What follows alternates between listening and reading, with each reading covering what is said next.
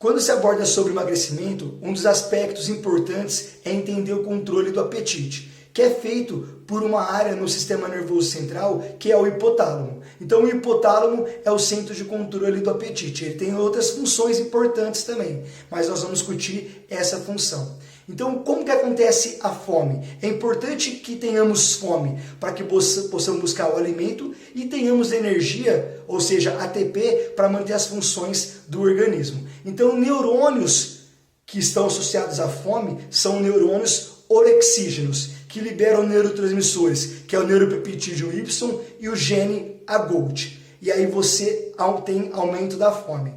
Contudo, você não pode só comer. Então, nós temos neurônios que são chamados de neurônios anorexígenos e liberam neurotransmissores, como a própria melanocortina e o fator transcrito regulado por cocaína e anfetamina, que estão associados à saciedade. E nós temos comunicação que vai interferir nesse sistema nervoso central. Por exemplo, como que acontece quando você tem esvaziamento gástrico? Quando você não tem alimento, o estômago libera um hormônio que é a grelina. Qual é a função da grelina? Ela atua aumentando a fome, ou seja, ela atua aumentando a liberação do neuropeptídeo Y e do gene AGOT. Inclusive, a grelina está associada àquele ronco que você sente quando você está com fome.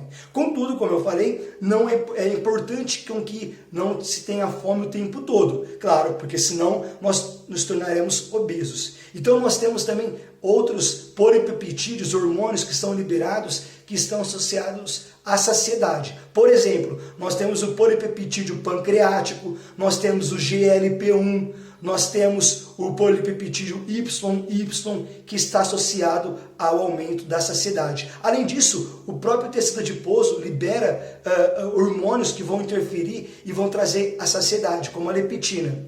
Aí você pode pensar, peraí, mas se a leptina é liberada pelo tecido adiposo e ela é uma adipocitocina importante que diminui a fome e aumenta a saciedade, uma pessoa que tem obesidade tem mais liberação de leptina. Então era para ter mais aumento da saciedade? Sim, era para ter. Mas acontece que na obesidade abdominal, nós temos uma resistência à leptina. Ou seja, pessoas que têm obesidade abdominal não conseguem que a leptina tenha a função normal, ou seja, de inibir a fome e de aumentar a saciedade. Nós temos um quadro de hiperleptinemia, ou seja, pessoas com obesidade têm mais secreção de leptina, mas essa leptina não consegue fazer a função dela.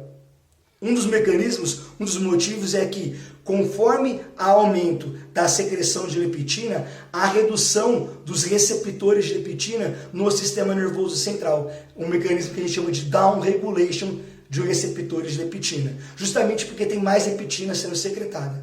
Aí você pode pensar, mas mesmo assim ainda há hormônios circulantes. Sim, problema nós vamos ter agora que é uma comunicação inadequada. Quando a leptina se liga ao seu receptor, a resposta não acontece da maneira que deveria, justamente porque nós temos outras citocinas inflamatórias que levarão ao impacto, a um prejuízo na ação da leptina.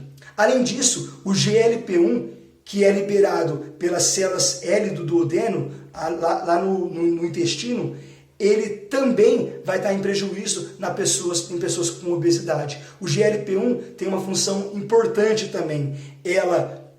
O intestino, ao liberar o GLP-1, ele vai e atua no pâncreas, aumentando a liberação de insulina quando há presença de carboidrato. Uma função importante. Além disso, ele atua no sistema nervoso central, aumentando a saciedade. Contudo, pessoas com obesidade abdominal, justamente pelo quadro inflamatório, por ter citocinas inflamatórias, têm prejuízo nessa comunicação. Tem um impacto negativo nessa comunicação do GLP-1.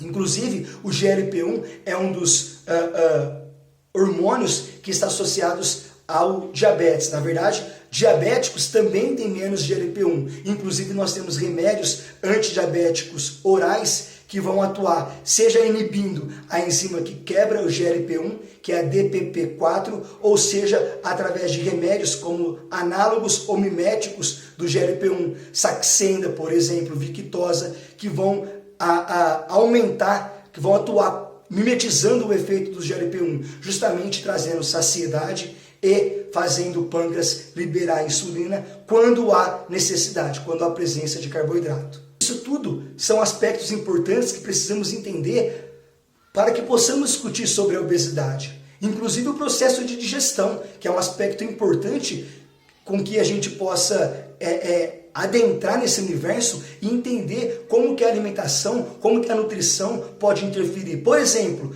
quando a gente ingere gordura, essa gordura já começa a ser quebrada na boca, porque na boca nós temos a lipase lingual e a lipase gástrica, que está no estômago. Então, é importante a gente entender isso. Contudo, na boca, essa lipase lingual só quebra ácidos graxos de cadeia curta e média. E no estômago, a lipase gástrica também só quebra ácidos graxos, triglicerídeos de cadeia curta e média. Então, vamos lá. Quando a gente come a gordura, passa pela boca, da boca esse alimento vai para o estômago. O estômago, para que essa gordura seja quebrada, é preciso que tenha ali um ambiente ácido, ou seja, é preciso que o pH diminua. Para isso, é liberado a gastrina, que faz agora com que ocorra aumento do ácido clorídrico, diminuindo o pH. O pH do estômago, para poder atuar essas enzimas que são ácidas, é preciso que seja menor que 2.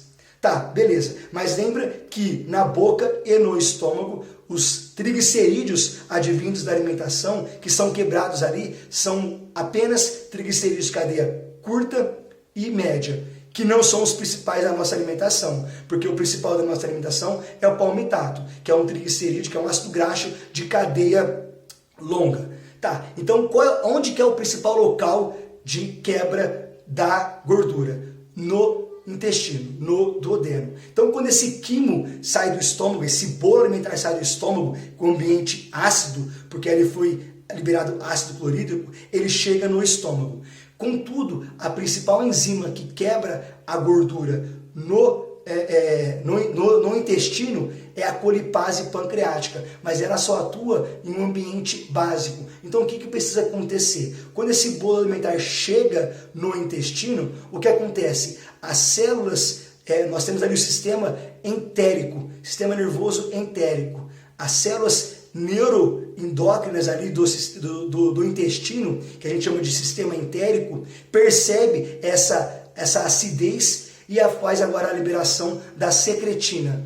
Para quê? Para que essa secretina possa ir no pâncreas e o pâncreas liberar agora bicarbonato de sódio. Qual foi essa função? Qual foi esse intuito com que o pâncreas libere bicarbonato de sódio? Para tamponar, para eliminar aquela acidez que está vendo o alimento que veio do estômago e agora chegou no intestino. Depois, o que acontece? Há a liberação da colecistoquinina pelo intestino. Por quê? Porque a colecistoquinina vai ter 3 funções importantes. Primeiro, ela vai lá no estômago e diminui a motilidade. Então, olha que interessante, quando a gente faz uma alimentação com triglicerídeos. Eu tenho agora a liberação de colecistoquinina, que vai no estômago e faz agora a diminuição da motilidade. Além disso, ela vai no pâncreas e libera a colipase pancreática. E por último, ela vai na vesícula biliar e libera a bile. Para quê? Para aumentar a área de contato da colipase pancreática com os triglicerídeos, para poder quebrar melhor. Então a bile atua como um detergente, justamente aumentando a área de contato da colipase pancreática com os triglicerídeos. Além disso, a colecistoquinina atua no aumento da saciedade. Então olha que importante, é preciso a gente entender que uma dieta rica em ácidos graxos bons, gordura boa, interfere inclusive no processo de digestão, diminui a velocidade de absorção dos alimentos. E uma coisa que é importante a gente saber, que inclusive antigamente se acreditava muito que o maior problema, ou o único problema da alimentação era a gordura. Tanto que inventaram aquele remédio Xenical. Qual é a função do Xenical? Inibir a colipase pancreática, justamente para agora essa gordura ser eliminada nas fezes, esteatorreia. Contudo, se identificou que apesar de ter esse processo, ainda a pessoa tinha obesidade, aumentava o tecido adiposo, justamente porque não é apenas a gordura que é o grande vilão, e sim carboidrato também. Claro que então é preciso a gente entender que a dieta tem que ser uma alimentação totalmente rigorosa, adequada, criteriosa. Lembrando então que sim, ingerir gordura boa, inclusive, interfere no aumento da saciedade, porque justamente a quebra da gordura, na digestão da gordura, nós temos a liberação da colecistoquinina, que atua, entre outros fatores, como eu expliquei aqui, no aumento da saciedade. Isso também acontece quando se ingere proteínas. Tá bom? E claro, o carboidrato também rico em fibras também é um aspecto interessante, justamente porque nas fibras nós temos a celulose, e a celulose não é identificada como alimento, porque não há enzimas que quebram a celulose. Logo, a absorção, a velocidade de absorção dos carboidratos são de maneiras mais lentas. E o principal local de quebra do carboidrato, de degradação, de absorção, é no intestino. Tá? Por quê? Porque na boca nós temos a amilase salivar, que é a enzima que quebra carboidrato, mas ela quebra cerca de 20% do carboidrato. Depois esse carboidrato vai para o estômago. No estômago nós não temos enzimas específicas que quebram carboidrato.